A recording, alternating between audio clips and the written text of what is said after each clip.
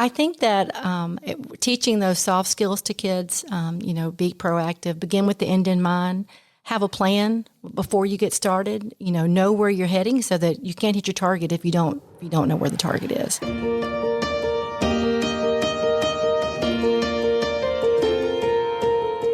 Welcome to the Voices United in Education podcast. Each week, we showcase the teachers, administrators, and community members who go the extra mile to contribute to the success of every student in Escambia County. You'll meet the real people behind the titles and learn about the amazing resources to support every student's success.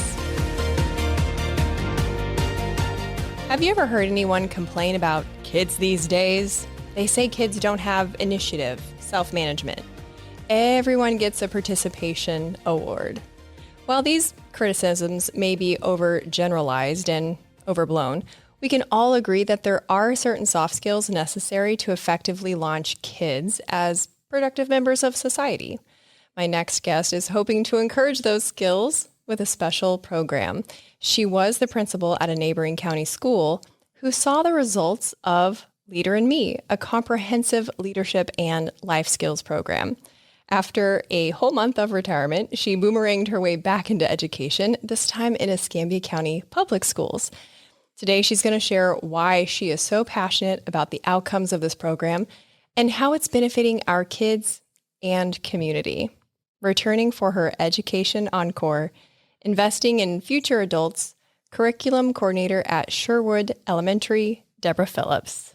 Thanks for being here. Thank you for having me. As I was preparing for our chat today, I got to thinking how funny it is that we attribute these leadership qualities to adults. Like successful adults have XYZ leadership qualities. But when we think about successful students, we just think about good grades. Right. Isn't that odd? It is odd because kids need a chance to show leadership skills too. And we just don't have that opportunity in school very often. No, which is why I think this program is really neat, because it's not adding to their workload. It's just focusing it to launch into real life. Right. It's students learning how to navigate this world so that they can be successful. And the program is based on a popular adult book, The 7 Habits of Highly Effective People, which I'm a fan of. Mm-hmm. But how did a book for business leaders become curriculum for elementary, middle, and high schoolers? What's the story of how this became a thing? So there was a principal named Muriel Summers who was the principal of an elementary school in North Carolina. And she attended the workshop, 7 Habits of Highly Effective People, for herself. And when she got back to her school, she decided that there needed to be something for kids because she was so impressed with it. She thought that it's just what our kids need. So she actually contacted the Stephen Covey Corporation, and she said, what can we do about getting some curriculum for students? And so she actually wrote the curriculum along with Stephen Covey and people at Franklin Covey and came up with the 7 Habits of Highly Effective People and Happy Kids. So they made a curriculum so that the 7 habits could be watered down into child-friendly language. That's incredible. What a neat origin story, and how interesting that the Franklin Covey Company was willing to work with her and saw the benefit. Yeah, I think that's a really neat story that she could see the big picture of how this was going to impact students. And then not only that, but took initiative to make sure that it happened. Right. Yeah. It's one thing to say this needs to happen. It's another thing very different to actually do the thing. But you've been doing the thing for 33 years. I've been in education a long time. A long time. Yes. That's amazing. So you've seen all students in all ranges of being equipped or ill-equipped with both hard and soft skills.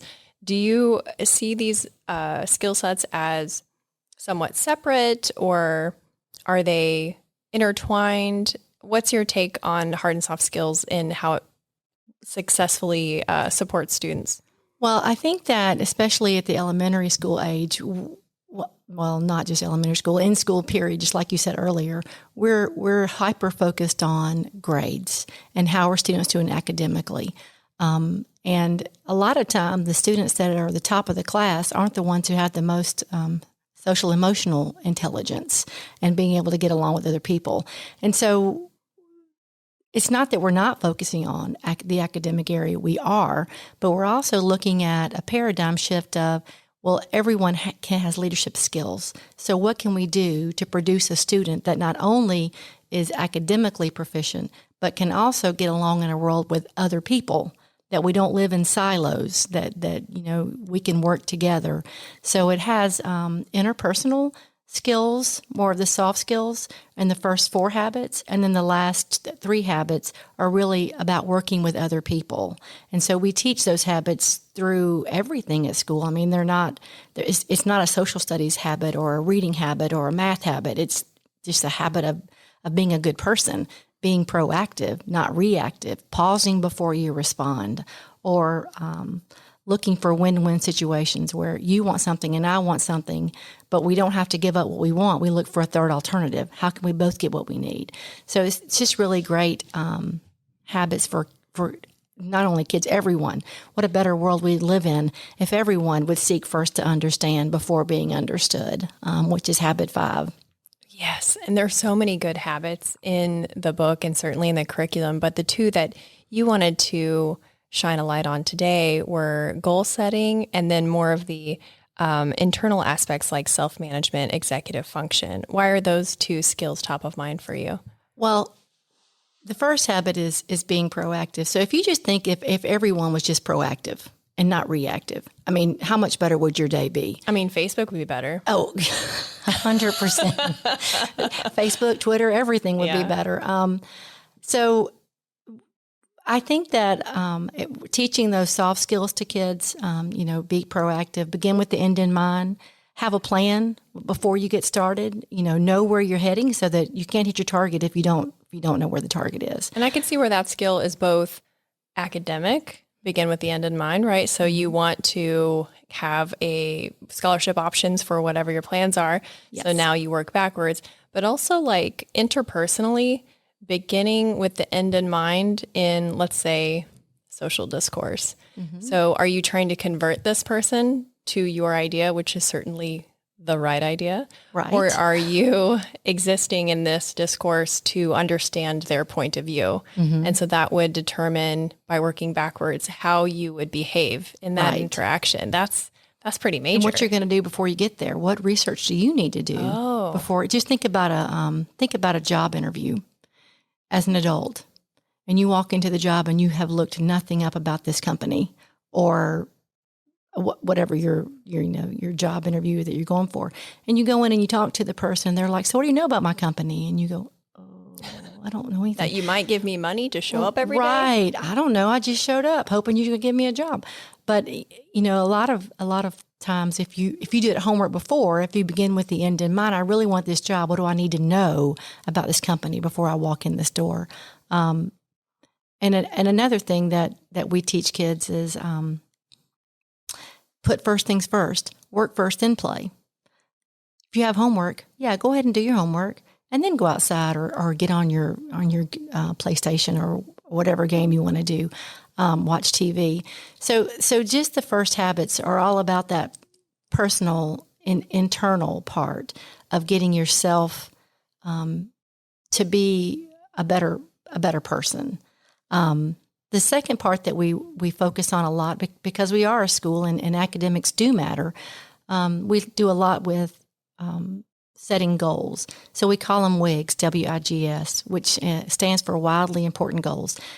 Lots of things are important, but you can only have a couple wildly important things. I like that so much. That's way more fun than what I learned, which was important and urgent and important. Or is it just urgent? Or is it just important? I love WIGS way better. Yes. So we have our WIGS at school. And we, our wildly important goals are in reading and in math. We want to be proficient in reading and math. So the 7 in The Leader in Me, you learn how to set your goals. You learn it's X to Y by when. So we're at 50% proficient. We want to be 60% proficient by our first progress monitoring time. And how we're going to do that is by doing I Ready every day, passing a lesson every day, or reading books every night, logging into Beanstack, whatever it takes for you to become a better reader or to become better at math. Then you keep a scoreboard of what you're doing. So let's say I'm going to give myself, I have a regular calendar out, and I'm going to give myself a red dot on that calendar every time this week that I record my Beanstack, or I'm going to give myself a yellow dot every time I pass an I Ready test. And I get to Friday and I look at my progress. Am I moving toward proficiency? Am I going up? Am I winning the game? Or I really didn't do very well this week, and my unit test on Friday, I bombed it, and I look back at my calendar, I go, well, I didn't do anything this week. There's no dots on my calendar at all. So you learn to see that the more effort you put into it, the better your results are going to be when you get out of it. And we focus a lot on the celebration at the end. So we actually, we set those goals at school this year. We made our goal, and we had a big carnival at school, which really was just a bunch of games outside, kind of like a field day. We sink or swim together. The whole school makes it, or we don't get to have our celebration at the end. They might have it in their classroom. If their classroom made it, it kind of looks like a pyramid scheme a little bit. I hate to say that, but so the kids have a goal, and then their class has a goal. So if the kids make their goal, the class will make their goal. Well, then the grade level has a goal. So if the kid makes their goal, the class makes their goal, then the grade level makes their goal, and then the school has their goal. So if everybody's doing their part, then we'll make our school goal at the end. That's fantastic.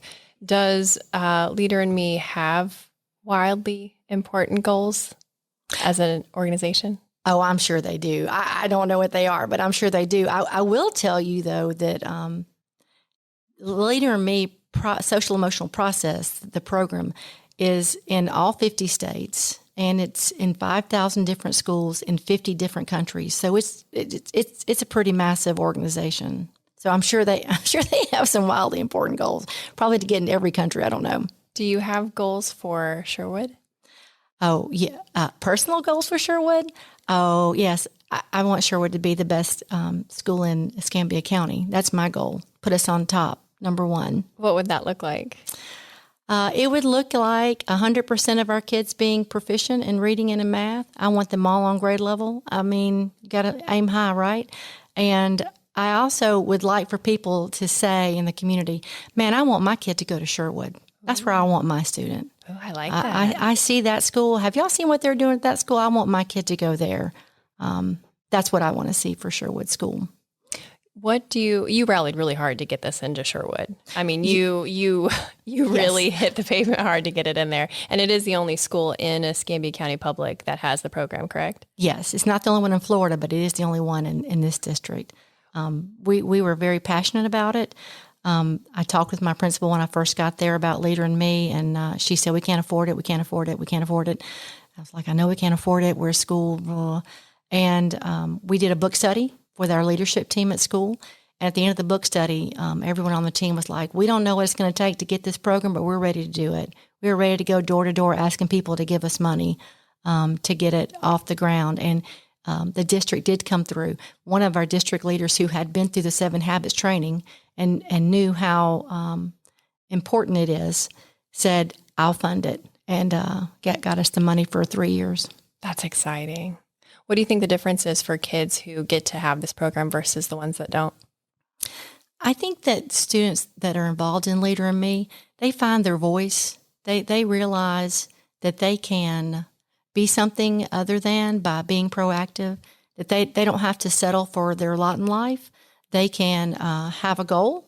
They can achieve their goal because success begets success. So once they start seeing those successes, they can aim for larger things. There's no reason you can't go to college or be career ready, or if you, whatever it is you want to do, you start thinking now about those things, because when you get to high school, a lot of times it's too late. I found that out with my own kids. We didn't have Leader in Me, and they got to be a 11th grader getting ready to go to college, and you're like, wow, you needed that course? Oh, you needed that course? Oh, okay. I mean, beginning with the end in mind is a really important skill.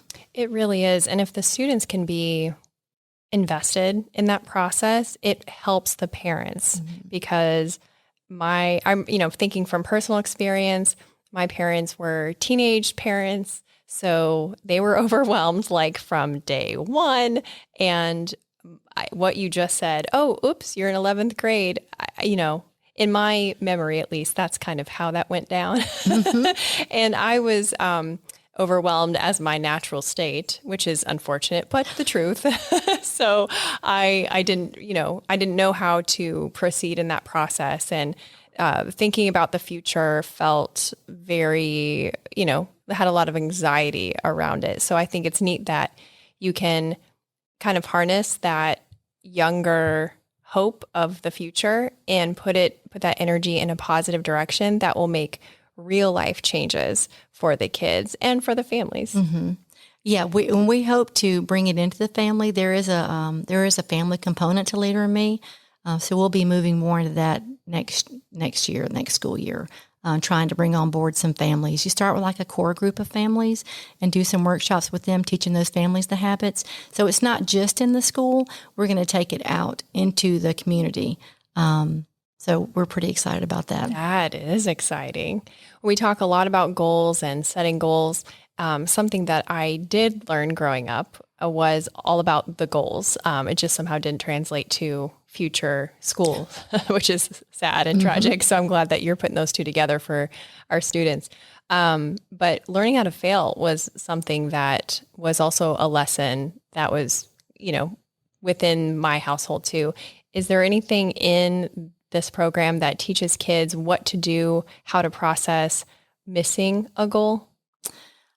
I think that part of the soft skills goes back to that. So, like our last goal, we didn't make our last goal at school, and it was going to be a big deal. We were actually having March Madness tournament, and we didn't make it as a school. And so we, talked with the kids on the morning announcements about, we all need to go back and reflect. What did we do? Did everybody get their part done? Let's go back and look, what could we have done differently to be more successful. So it's not all about the reward at the end, but of course most of us work for a paycheck. Not very many people volunteer to go to work every day. So there needs to be some reward. So we do have those celebrations, but when we don't make it, we just go back as learning experience and say, well, what can we do differently the next time? And we look at our scorecards. Well, then you're teaching through that real life experience, which is so much more memorable. I mean, for the kids to learn the lesson by experiencing it, not by reading about it. And so instead of a chapter of a book that's like what to do when you miss a goal, right, it's really together as a team, basically is what you're saying. We'll figure out what to do next time. And that's what you do when you miss a goal. Yeah, the reflection part's really important. No kidding. Because if you just don't make it and you go, oh, I didn't make it, better luck next time. I mean, you don't learn anything from that. You have to go back and reflect on your practices. What did I do?